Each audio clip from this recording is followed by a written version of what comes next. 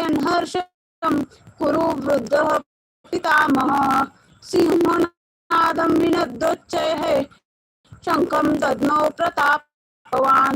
कौरवांतील वृद्ध महापराक्रमी पितामह भीष्मांनी त्या दुर्योधनाच्या अंतःकरणात आनंद निर्माण करीत मोठ्याने सिंहासारखी गर्जना करून शंख वाजवला.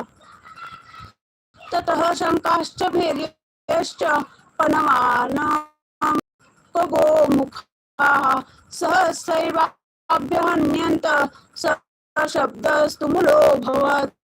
त्यानंतर शंख, नगारे, ढोल, मृदंग, शिंगे इत्यादी वाद्ये एकदम वाजू लागली.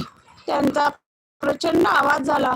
ततः श्वेतराह्ययुक्ते महती सिंधने स्थितौ माधवः पांडवश्चैव शंखो प्रदद्मतु.